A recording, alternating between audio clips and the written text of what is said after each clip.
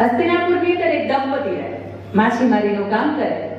બને એવું કે એના સંતાનની અંદર દીકરો કે દીકરી હોય ને, એક વખત એ જે દંપતીમાંથી જે પુરુષ છે એ માછલી પકડવા માટે જાય છે.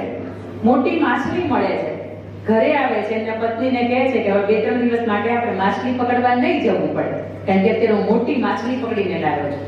એ માછલીને કાપે છે. અંદરથી ખબર નહીં ભગવાનનું કરવાનું હશે અને એક અદ્ભુત સંયોગ રચાય છે કે અંદરથી એક મત્સ્ય કન્યા, અંદરથી એક દીકરી, એક લક્ષ્મી સ્વરૂપા દેખાય છે. એમના પત્ની અને પોતે નક્કી કરે છે કે આ દીકરીનું હવે શું કરવું.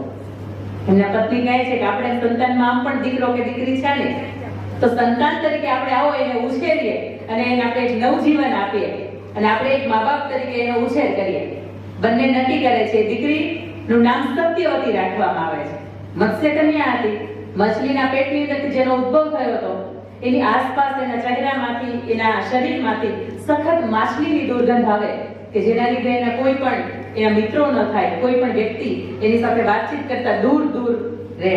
અને ત્યારે મા બાપને ચિંતા થઈ હતી કે મારી આ સત્યવતીનો જન્મ તો થયો, 16 સરસ મજાના એને સંસ્કાર મેં રોપ્યા છે, એથી વિશેષ કે એને ખૂબ સુંદર મજાનું મેં જ્ઞાન પીરસ્યું છે, બધી વાતમાં પૂરી છે, પણ આ એક એની શરીરની અંદરથી આવતી દુર્ગંધના કારણે ભવિષ્યમાં એનું કોઈ ભવિષ્ય નથી. એ કોઈની સાથે લગ્ન નહીં કરી શકે, એનું કોઈ એક વંશજ નહીં બને.